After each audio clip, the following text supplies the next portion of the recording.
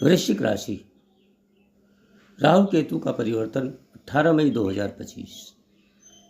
दोस्तों, मई 2025 में कई ग्रहों का परिवर्तन होगा, जिसमें 3 बड़े ग्रहों का परिवर्तन होगा, जिसका प्रभाव अधिक दिनों तक चलता है। पहला परिवर्तन 7 मई को बुध का होगा। दूसरा परिवर्तन 14 मई को सूर्य का होगा। तीसरा बड़ा महत्वपूर्ण परिवर्तन 15 मई गुरुदेव का होगा। शेष 2 परिवर्तन 18 मई को राहु केतु का होगा। अब एक बात यह है कि इसमें बृहस्पति और राहु का बड़ा परिवर्तन है। शेष ग्रहों का तो 1 माह में राशि परिवर्तन हो जाता है, थोड़े समय में ही परिवर्तन कर लेते हैं, लेकिन बृहस्पति 12 माह अतिचारी होकर भ्रमण करेंगे, और जब ग्रह अतिचारी होता है तो अपना प्रभाव तीव्र गति से प्रदान करता है। राहु 18 माह तक एक राशि में अपना प्रभाव देते हैं। इस प्रकार बड़े ग्रहों के परिवर्तन का प्रभाव बड़े पैमाने पर देश, दुनिया और मानव जीवन को प्रभावित करता है। अब हम आपको इन ग्रहों के परिवर्तन का क्या नकारात्मक सकारात्मक प्रभाव आपके जीवन में प्रत्येक क्षेत्र पर पड़ेगा, उसकी चर्चा करेंगे। दोस्तों, हम अपनी वीडियो में जो हमें सटीक जानकारी होती है वही देने की कोशिश करते हैं। बढ़ा चढ़ाकर हम कोई जानकारी नहीं देते। हमारे द्वारा दी गई जानकारी 80% तक आपको सही मिलेगी। अंत में उपाय बताऊंगा। श्रद्धा विश्वास के साथ करेंगे तो लाभ अवश्य होगा। यदि आप हमारे चैनल पर नए हैं तो लाइक सब्सक्राइब जरूर करें, नोटिफिकेशन घंटी को जरूर दबाएं, कमेंट जरूर करें, इससे मनोबल में वृद्धि होती है। पहले हम पारिवारिक स्थिति की चर्चा करते हैं। परिवार भाव पर राहु की दृष्टि रहेगी। राहु थोड़ा दिक्कत करेंगे, लेकिन गुरुदेव की भी दृष्टि पड़ रही है। परिवार में अच्छा माहौल रहेगा, माता पिता का सपोर्ट मिलेगा, संतान का प्रदर्शन अच्छा रहेगा।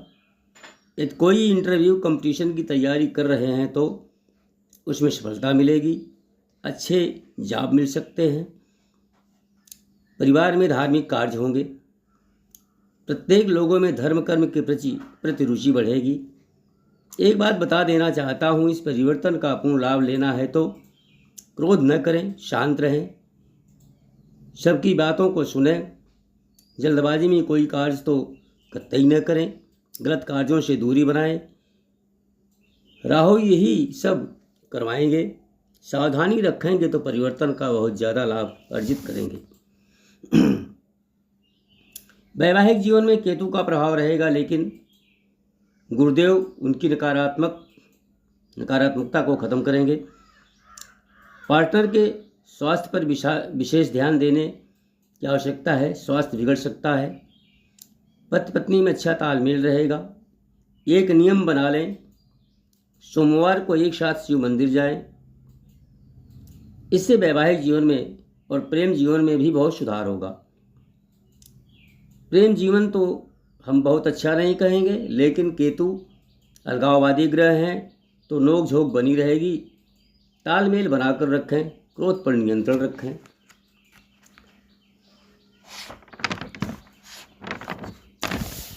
व्यापार भाव की बात करें, व्यापार तो अच्छा रहेगा, लेकिन सतर्कता और सावधानी रखनी पड़ेगी। ग्रोथ होगा। पुरानी योजनाएं जो लंबित थीं वह अब आप पूर्ण करने में सफल होंगे। बड़े व्यवसायियों से संबंध बनेगा, लेकिन शॉर्टकट रास्ता न अपनाएं। लालच से दूरी बनाएं। लंबी योजनाओं पर कार्य करें। यदि विदेशों से व्यापार करेंगे तो अच्छा लाभ मिलेगा।